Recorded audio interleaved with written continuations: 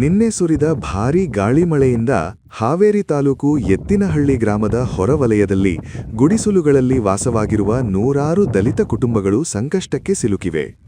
ಬಿರುಗಾಳಿಯ ತೀವ್ರತೆಗೆ ಶೆಡ್ಗಳು ಹಾರಿ ಹೋಗದಂತೆ ಬಡ ಕುಟುಂಬಗಳು ಅವುಗಳನ್ನು ಅಪ್ಪಿಕೊಂಡೇ ನಿಂತಿದ್ದು, ಹಲವು ಶೆಡ್ಗಳು ಹಾಗೂ ಗುಡಿಸಲುಗಳು ಛಿದ್ರವಾಗಿವೆ. ಪರಿಣಾಮವಾಗಿ ಕೆಲವು ಕುಟುಂಬಗಳು ಬೀದಿಯಲ್ಲೇ ಅಡುಗೆ ಮಾಡಿಕೊಂಡು ಜೀವನ ಸಾಗಿಸುವ ಪರಿಸ್ಥಿತಿ ಎದುರಾಗಿದೆ. ಸರ್ಕಾರಿ ಜಾಗದಲ್ಲಿ ಶೆಡ್ ಹಾಕಿಕೊಂಡು ವಾಸಿಸುತ್ತಿರುವ ಈ ಕುಟುಂಬಗಳು ಕಳೆದ ವರ್ಷವೂ ಮಳೆಯಿಂದ ಇದೇ ರೀತಿಯ ಸಮಸ್ಯೆ ಅನುಭವಿಸಿದ್ದರೂ ಸೂಕ್ತ ಪರಿಹಾರ ದೊರಕಿಲ್ಲ ಎಂದು ಅಸಮಾಧಾನ ವ್ಯಕ್ತಪಡಿಸುತ್ತಿವೆ. ತಮ್ಮ ಸಮಸ್ಯೆಗಳನ್ನು ಮಾಧ್ಯಮಗಳ ಮುಂದೆ ಹೇಳಿಕೊಳ್ಳದಂತೆ ಸ್ಥಳೀಯ ಪುಡಿ ರಾಜಕಾರಣಿಗಳು ಒತ್ತಡ ಹೇರಿದ್ದಾರೆ ಎಂಬ ಆರೋಪವೂ ಕೇಳಿಬರುತ್ತಿದ್ದು, ಭಾರೀ ಗಾಳಿ ಮಳೆಯಿಂದ ಈಗ ಈ ಬಡ ಕುಟುಂಬಗಳು ಬೀದಿ ಪಾಲಾಗಿವೆ.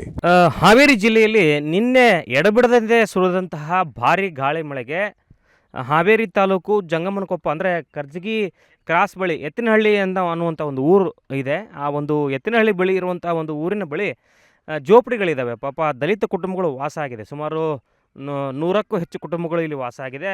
ಆ ದಲಿತ ಕುಟುಂಬಗಳ ಜೋಪಡಿಗಳು, ಗುಡಿಸಲುಗಳು ಇವತ್ತು ಹಾರು ಹೋಗಿದೆ. ಇಲ್ಲಿ ನೋಡಬಹುದು, ನಾನು ನಿಮಗೆ ದೃಶ್ಯದಲ್ಲಿ ತೋರಿಸ್ತಾ ಇದ್ದೀನಿ ಯಾವ ರೀತಿ ಹಾರು ಹೋಗಿದೆ. ತಗಡುಗಳೆಲ್ಲ ಕಿತ್ಕೊಂಡು ಹೋಗಿದೆ. ನಿನ್ನೆ ಈ ತಗಡುಗಳು ಹಾರ ಹೋಗಬಾರ್ದು ಅಂತ ಹೇಳಿ ಜೀವ ಪಣಕ್ಕಿಟ್ಟು ಇಲ್ಲಿ ಗುಡಿಸಲುಗಳನ್ನು ಹಿಡ್ಕೊಂಡು ನಿಲ್ಲುವಂಥ ಪರಿಸ್ಥಿತಿ ಬಂದಿದೆ. ಹಿಂದೆ ನಾವು ಅಪ್ಪಿಕೋ ಚಳವಳಿ ಬಗ್ಗೆ ಕೇಳಿದ್ವಿ. ಮರಗಳ ರಕ್ಷಣೆ ಮಾಡಲಿಕ್ಕೆ ಮರಗಳನ್ನು ಕಡಿಲಾರ್ದಂಗೆ ಅವುಗಳನ್ನು ಹಿಡ್ಕೊಂಡು ಅಪ್ಪಿಕೋ ಚಳವಳಿ ಮಾಡಿದ್ರು ಅಂತ.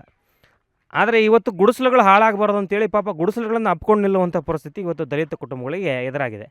ಬಿರುಗಾಳಿ, ಒಂದು ಕಡೆ ಆಳಿಕಲ್ಲು, ದೊಡ್ಡ ದೊಡ್ಡ ಗುಡುಗು ಸಿಡಿಲುಗಳ ನಡುವೆ ಪ್ರಾಣ ಪಣಕ್ಕಿಟ್ಟು ಇವತ್ತು ಗುಡಿಸಲುಗಳು ತಗಡುಗಳು ಹಾರೋಗದಂತೆ ಇವತ್ತು ಅಪ್ಕೊಂಡು ನಿಲ್ಲುವಂಥ ಪರಿಸ್ಥಿತಿ ದಲಿತ ಕುಟುಂಬಗಳಿಗೆ ಬಂದಿದೆ ಅಂತ ಹೇಳಿದರೆ ಇದಕ್ಕೆ ಯಾರು ಹೊಣೆ?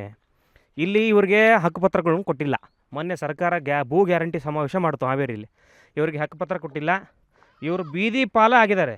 ಪ್ರತಿ ವರ್ಷ ಇದೇ ಹಣೆ ಬರ. ನಮಗೂ ಸಾಕಷ್ಟು ಬಾರಿ ಇದನ್ನು ಸರ್ಕಾರ ಗಮನಕ್ಕೆ ತಂತಂದು ಸಾಕಾಗಿದೆ. ಇಲ್ಲಿ ನೋಡ್ಬೋದು ನೀವು ಯಾವ ರೀತಿ ಇದೆ.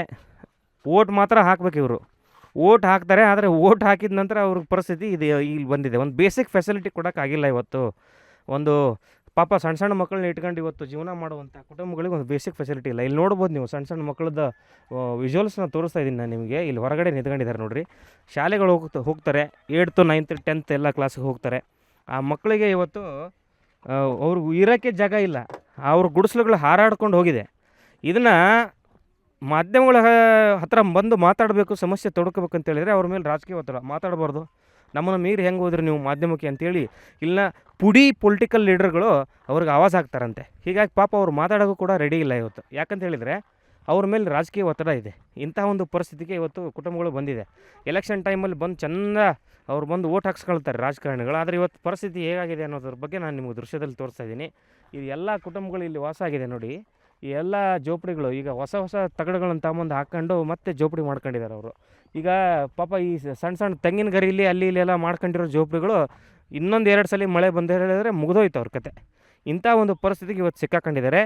ಇದರ ಬಗ್ಗೆ ಸಾಕಷ್ಟು ಬಾರಿ ತಹಶೀಲ್ದಾರ್ಗಳು, ಇಲ್ಲಿನ ಕಂದಾಯ ಇಲಾಖೆ ಅಧಿಕಾರಿಗಳು, ಸ್ಥಳೀಯ ಅಧಿಕಾರಿಗಳು ಬಂದು ವಿಸಿಟ್ ಮಾಡಬೇಕಾಗಿತ್ತು. ಆದರೆ ಅದನ್ನು ಮಾಡಿಲ್ಲ. ಬರೋಲ್ಲ ರೀ, ಬಡವರು ಎಲ್ಲೆಲ್ಲಿ ವಾಸ ಮಾಡ್ತಾರೆ, ಏನು ಅವ್ರ ಜೋಪಡಿ ಪರಿಸ್ಥಿತಿ ಏನಾಯಿತು, ಅವ್ರ ಮಕ್ಕಳ ಪರಿಸ್ಥಿತಿ ಕೇಳಲ್ಲ 100%. ಈಗಂತರೂ ವಿಡಿಯೋ ಕಾನ್ಫರೆನ್ಸ್ಗಳು ಮಾತೆತ್ತಿದ್ರೆ ಆಫೀಸರ್ಗಳನ್ನ ಕೇಳಿದರೆ ನಾವು ವಿಡಿಯೋ ಕಾನ್ಫರೆನ್ಸಲ್ಲಿದ್ದೀವಿ, ನಮಗೆ ಆಫೀಸಲ್ಲಿ ಮೀಟಿಂಗ್ ಇತ್ತು ಅಂತ ಹೇಳ್ತಾರೆ. ಬರೀ ವಿಡಿಯೋ ಕಾನ್ಫರೆನ್ಸಲ್ಲಿ ಕಾಲ ಕಳೀತಾ ಇದ್ದಾರೆ ಆಫೀಸರ್ಗಳು. ಇಂಥ ಈ ಒಂದು ಬಡವರ ಬದುಕನ್ನು ಕೂಡ ಹತ್ತಿರದಿಂದ ನೋಡಬೇಕಾಗಿದೆ, ಮಾತೃ ಹೃದಯದಿಂದ ನೋಡಬೇಕಾಗಿದೆ. ಇಲ್ಲಾಂತ ಮನುಷ್ಯತ್ವ ಇಲ್ಲದಂಗೆ ಕೆಲಸ ಮಾಡಿದರೆ ನೀವು ಆಫೀಸರ್ಗಳಾಗಿನೂ ವೇಸ್ಟ್. ಇದು ಇವತ್ತಿನ ದುರಂತದ ಪರಿಸ್ಥಿತಿ. ಕ್ಯಾಮ್ರಾ ಪರ್ಸನ್ ರಾಜೇಶ್ ಜೊತೆ ಪವನ್, ಏಷ್ಯಾನೆಟ್ ಸುವರ್ಣ ನ್ಯೂಸ್, ಹಾವೇರಿ.